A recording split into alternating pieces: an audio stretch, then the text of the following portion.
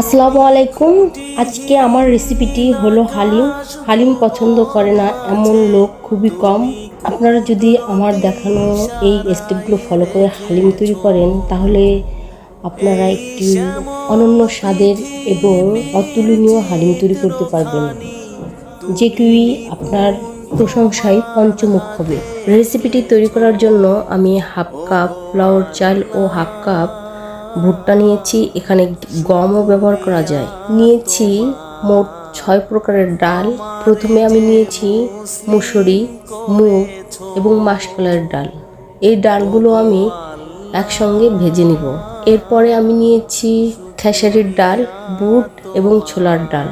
এই ডালগুলো আমি একসঙ্গে সিদ্ধ করে নিব। এটা আমি প্রেসার কুকারে এমনভাবে সিদ্ধ করব যে সিদ্ধ হবে কিন্তু গলে যাবে না। ভুট্টা এবং পোলাওর চাল আমি আধ ভাঙা করে ভিজিয়ে রাখবো। আমি প্রত্যেকটি উপাদানই হাফ কাপ করে নিয়েছি। এই ডালির পর্ব শেষ হলে এবার মাংস। তো আমি নিয়েছি গরুর মাংস। এখানে চর্বি ও হাড্ডি সহ মাংস নিয়েছি 1.5 কেজি।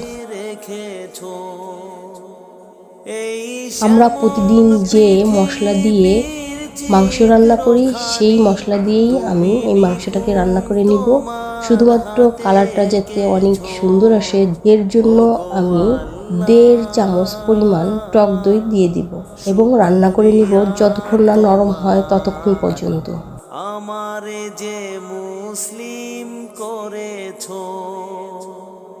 মাংস রান্না হয়ে গেলে আমি এবার রান্না করব আমার যে মূল উপাদান হালিম, সেটা সমস্ত ডাল এবং ভিজিয়ে রাখা চাল ও ভুট্টা একসঙ্গে দিয়ে আমি রান্না করব। এখন আমি এর মধ্যে দিব পেঁয়াজ কুচি, আদা রসুন বাটা, কাঁচামরিচ, হলুদ ও পরিমাণ মতো লবণ দিয়ে এবং গরম পানি দিয়ে রান্না করে নেব। যতক্ষণ ডাল ভালোভাবে সিদ্ধ না হয় এবং শুকিয়ে ঘন না হয়ে আসে ততক্ষণ পর্যন্তই আমি রান্না করব।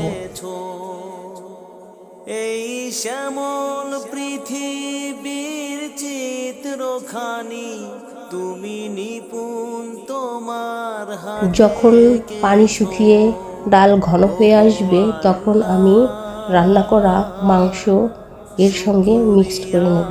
এখানে আমি সব মাংস একসঙ্গে দিয়ে দিব না, 4 ভাগের 3 ভাগই দিব আর 1 ভাগ মাংস আমি রেখে দিব পরিবেশনের জন্য এবং রান্না করে নেব আরও 3-4 মিনিট। যখন খুব ভালোভাবে মাংসের সাথে ডাল মিশে যাবে তখন আমি চুলাটা অফ করে দিব এবং বাগার দিব।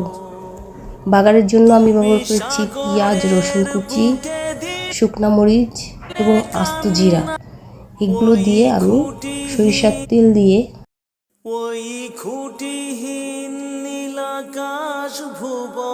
এভাবেই শেষ হয়ে যাবে আমার হালিম রান্নার রেসিপিটি।